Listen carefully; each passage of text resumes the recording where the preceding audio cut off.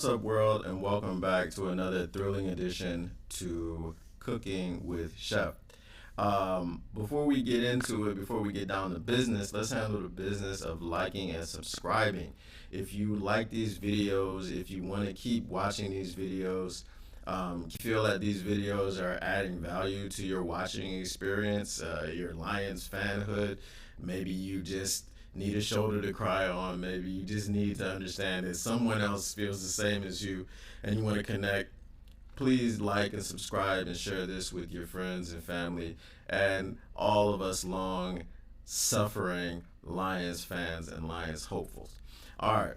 So, it's the bye week, man. Bye week edition, week number 6. This is the best time to be a Lions fan. It is the best time to be a Lions fan because we cannot lose. We cannot lose. There's no way we can lose. We're going into a week of the season when it is not possible for us to lose. So by default, that's a win. That's got to be a win. The only way that we can lose is if someone gets injured in practice, and let's hope that does not happen. So let's get down to brass tacks, man. What are we going to talk about this week? This week, we're just going to talk about what's really going on. And I got some fan questions for you guys, and I really would like for you guys to answer these questions in the comments below. My first question to you is, what do you think is the progress of the rebuild? Are you happy with the progress? Do you think that it's going to continue to get better? Do you think it's going to get worse? Do you think that you trust Brad Holmes and his drafting abilities? Do you trust MCDC and his coaching abilities? So let's talk about that. For me personally, I'm looking at the draft, and I always feel like there are people that we could have gotten that we didn't get, and we should have got them, right? But who doesn't feel that way in the draft? Okay, so we all have our Monday morning quarterbacks. We have our armchair GMs. We have all these people that think that we should get this person, we should get that person, we should get the other person. But at the end of the day, the draft is a crapshoot. We're still waiting to see Jameson Williams this year. We're still waiting to see Josh Pascal. If Malcolm Rodriguez is any indication, then Josh Pascal is going to be a world beater, because Malcolm Rodriguez was drafted in the 6th round, and he came in day one as the starter. Maybe he had to earn that starting spot, but they liked him from day one. They liked him from before day one. That's why they drafted him.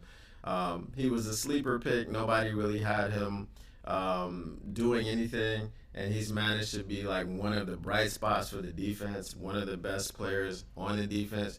That's concerning because you have a rookie 6th round pick come in and be a very, very important cog in the defensive machine. And that's all great and well and good. We want to hit on all of our picks. But if that's what happens with the current talent that you have on the team, there's really, really a concern for why we don't have any talent. You understand what I'm saying? There was another guy who came in and he was drafted in the 6th round, and he was pretty good. He's pretty good. But he doesn't play for our team. He played in our state. We could have had him. So could the whole NFL. But, that one team wound up getting them, and they rattled off a bunch of Super Bowls, and we're still Lions fans. But anyway, so the Malcolm Rodriguez pick so far has panned out. He's good. We think that he's going to continue to get better. Aiden Hutchinson, he had that breakout game in week 2, but really didn't do anything else and hasn't done anything else thus far in the season. But again, he's a rookie. So he's shown flashes. He's over pursuing a bit. He's a little bit overzealous. So, he'll continue to get better with time. Happy with that pick. If we're looking at the picks from last year, Levi Onwuzurike hasn't even played this year. Hopefully, he should be back next week after the bye. So, I mean, the jury is still out. Last year's draft, it was Brad Holmes' first draft. So, we'll see what happens. The defense is just an overall concern, man. So, I don't know that we go a lot of offensive picks next year's draft. I don't think that we need too much on the offense. Obviously, we need some depth at receiver because this year the injury bug has hit the receiver position pretty hard, but hopefully it won't next year. But we know as Lions fans, if it's not going to hit one position group, it's going to hit another position group. Those are things that we cannot control. So we do need overall depth in the draft and in free agency. I feel like Brad Holmes has done a good job bringing in depth in free agency, but that's the problem. It's just depth. So we're not getting really any big name players, any superstar players, any game changers to come in free agency. So we're going to have to get a lot of homegrown talent. And we all know that, Brad Holmes was touted as a scouting specialist. So that's something that we're going to have to lean on. We're going to have to hope that he still has the chops and he can be the excellent scouter that he was when he was with the Rams. Hopefully, being the GM is not taking away from his abilities to scout and find gems like Cooper Kupp. Nobody was really on Cooper Kupp like that except for Steve Smith Sr. And people thought he was crazy, but now we see what Cooper Kupp has done in the league. So hopefully we'll get our own Cooper Kupp. Hopefully we'll get our own John Johnson. People like this, people that are found in the third round and later. Again, Malcolm Rodriguez seems to have been a great find thus far in the process. Going on to MCDC, Dan Campbell, are his in-game adjustments, are his game management quirks concerning? To me, I don't think that they were too concerning, except for this last week when we played the Patriots and we were 0 for 6 on fourth down. I didn't like that at all. I don't think that we should have gone for it as many times as we did. Obviously, when we were in the late game situations, they were necessary. It was go for it on fourth down. It was fourth down territory very early in the second half, I believe, because we were down by a lot. I mean, obviously, we got beat 29-0. We got beat a lot to a little.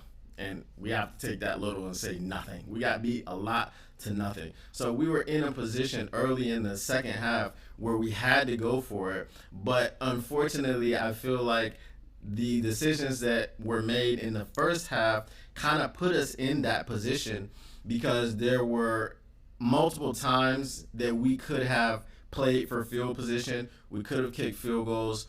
If they're a little on the longest side and you don't trust the new kicker that you just signed, that's fine, no problem, punt, right? I didn't like that Dan Campbell continued to put the defense into shortish field situations. A lot of the times the Patriots were starting at or around the 50-yard line, so basically the defense is defending half of the field for most of the game.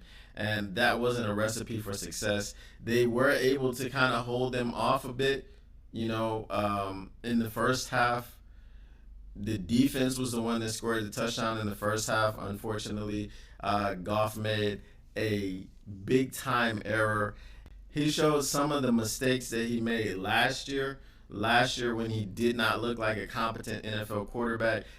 I have given him his credit this year. He has looked like a competent NFL quarterback, but that loose with the ball, Carson Wentz-esque type of play that he made, which led to the Patriots scoop and score a touchdown. I didn't like that at all. So, whatever's going on in his psyche, hopefully that's not a mainstay. Hopefully he can get out of that. Hopefully he's examined that play a lot, watched a lot of film, analyzed it, figured out what he could have done better in that situation, which is very simple, man. You just gotta eat the ball. You gotta eat it, cover it up, protect it, and go down and take that sack.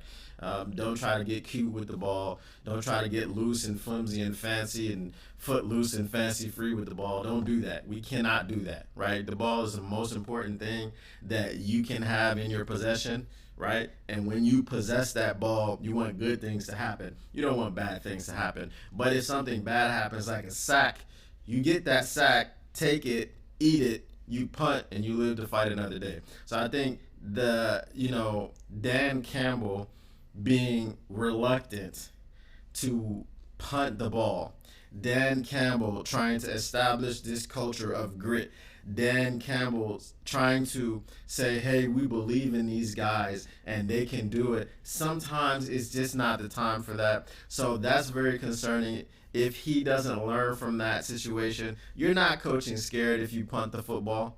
You're not. Sometimes you need an offensive spark, but I feel like the Lions, a lot of times when they go on the road, they just come out really flat. They come out really uninspired. It's like they really miss Ford Field. Don't really understand it. You're a professional football team. You guys have to be able to play in any condition, in any locale.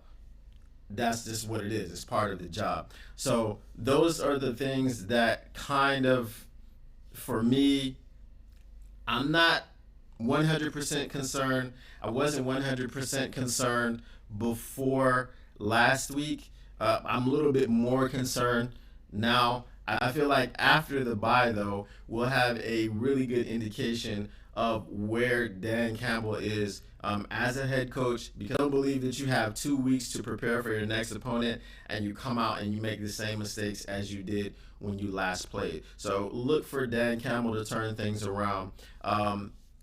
Defense. We'll end it off with defense. Do I expect the defense to turn around? No. We should be getting Romeo Okwara back. We should be getting Levi Onwuzurike back. We should be getting back a few more key pieces. But that secondary is atrocious. I'm sorry to all of the Lions fans who really think that Jeff Okudah has morphed into this truly shutdown corner. He hasn't. Not yet. Okay. Has he improved? Yes. Bravo. I'm glad he has improved. He is not a shutdown corner. We saw when they left him one-on-one with DK Metcalf, he got abused. When they left him one-on-one with Devontae Parker, who, the last 2 weeks, not even the last 2 weeks, like the week before last, he was balling. Last week, he didn't really do too much, but you could see that Jeff Okudah did not trust himself. And he was, getting silly penalties. One of the commentators said something about his closing speed. Okay, and if he hasn't lost his closing speed, then he has to be able to trust himself. What I need for him to do is to put away the bravado. Outward, right? Outward. Like I've said before, I don't want to see you celebrating because you broke up a pass, but you gave up 15 before. All right? I don't want to see you celebrating because you broke up a pass and your assignment has cooked you for 100+ yards and a touchdown. I don't want to see that. We don't need to see that as fans. Okay, what we need to see you do is we need to see you focusing on your craft. Okay, playing within yourself. Don't try to get too big. The moment doesn't need to be too big for you. Just do what you've been coached to do. Trust your technique and trust your teammates. Okay, I was looking at a piece in the offseason and it said one of the problems that he had in his first 2 years when he wasn't injured was that he didn't trust his teammates. Okay, well, you've got to do that. Because you might not have been the person or one of the people that they were talking about when they said that the defense needed to have people trust each other, because a lot of the things that were happening was causing a lot of the players not to trust their teammates, which is why they had to simplify the scheme. You may not have been one of those people. You may have been one of those people. I don't know. I'm not in the locker room. But if you were one of those people, that's all you can do is trust your teammates. That's how you make it better. But when you're a cornerback, I find it kind of hard to believe that you're not trusting your teammates, especially when you're one-on-one on an island, because you are the one who's covering that person. That's your assignment, right? If you have safety help over the top, yes, right? He's demonstrated that with safety help, like many corners, with safety help, he's very secure in his coverage because he's not worried about getting beat. Okay, so that comes as not a trusting of the teammate type of situation. That comes that he doesn't trust his own technique. He doesn't trust his own self, right? So he gets grabby and he gets penalties called like we saw last week. So these are types of things that we need to try to clean up. I don't know that we can clean them up. That's my opinion. I don't know if we can clean them up. We can do a little bit better. But it's just an overall talent issue.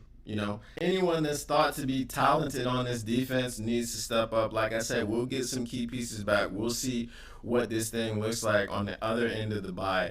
Coming out of the bye, things are going to be pretty tough. I mean, we've got the Cowboys, the Dolphins, the Packers, the first 3 weeks off the bye. Then we have the Bears, right? If we don't get this thing fixed at least a little bit, if we don't get the defense to at least play a little bit better, we could be 0-3 coming out of the bye, right? We could lose to the Cowboys, we could lose to the Dolphins, and we definitely could lose to the Packers, all right? The Dolphins scare me because our secondary is really bad, and they have Tyreek Hill,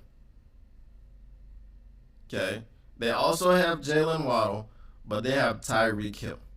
We don't have any safeties, right? And our number one corner is Jeff Okudah, who gets handsy and doesn't trust himself when he covers lesser receivers. So imagine Tyreek Hill constantly running go routes to get behind him, constantly running slants to get by him, and just scoot to the end zone. So that's going to be a difficult one if this defense doesn't get it together. So my main concern, and I think everyone's main concern out there in Lions land, right, is the defense, right? And I'm not sure that what we have coming back is enough. Obviously, it's not enough because our defense was bad last year, right? And we didn't do too much to improve that defense. So hopefully we can understand this year that it's a priority in the free agent market. It's a priority in the draft. Okay, I really don't care about a quarterback this year. Okay, a lot of people want C.J. Stroud. A lot of people want Bryce Young. And if it comes to that, if we are going into the draft 2-15, 3-14, 1-16, like if we're going into the draft at that point, I'm still not sure that we can look at an entirely inept defense and say, well, the quarterback is something that we need to focus on right now. I'm not sure about that. I understand wanting a change of pace. I understand wanting a different kind of quarterback, maybe get a mobile quarterback in there, which we have not had since Andre Ware. Okay, you could say that Matthew Stafford was sneaky mobile, but he wasn't. He wasn't Lamar Jackson. We weren't calling run plays for him. And maybe it's time to do that. Maybe it's time to do that because a case for it is this. When our run game stalls, our passing game, sometimes putting it on Goff's shoulders, and he's done great this year for the most part, right? But, 2 pick sixes and 2 losses by 3 points in 2 different games shows you that sometimes there is a little bit too much pressure for him. So, getting a guy like a Jalen Hurts, getting a guy like a Lamar Jackson, getting a guy like a Josh Allen, right? Getting a guy like a Patrick Mahomes. These guys are all mobile. These guys can all make plays with their feet. They can extend the plays with their feet. Goff can't do that. I can see making the case for saying, okay, we need to get that type of quarterback because they could change our fortunes. We've never had it before, really. The offense was humming along until we met Bill Belichick, and then we had no answer, right? When the pass broke down, when the rush came, we didn't have any answers. We couldn't protect, we couldn't get open, we couldn't do anything. So maybe having a quarterback who can improvise and he can make plays with his feet will help us out on the offense and stem the tide of this defense being so horrible. Because one of the problems that we have is that when that offense starts stalling out like they did last week against the Patriots, the defense is on the field an awful lot, and you don't want an awful defense on the field an awful lot. You understand? So that's why I can see going that way. Um, but I really wouldn't be upset if we just went defense, right? If we just said all 7 rounds, we're just going to draft defensive players, right? I would not be upset about that at all, because this defense is awful. It's horrible. It's historically bad. And we've got to do something to fix it. So if you guys have any other questions or any other things that you guys want to talk about, you want to see me talk about, let me know in the comments below. I will definitely get back to you. It's always good to talk to fellow Lions fans. So until next time, I hope everyone enjoys this glorious bye week. This glorious week where we cannot lose the game. We cannot lose. All right? And I will check you guys out on the other side. Peace.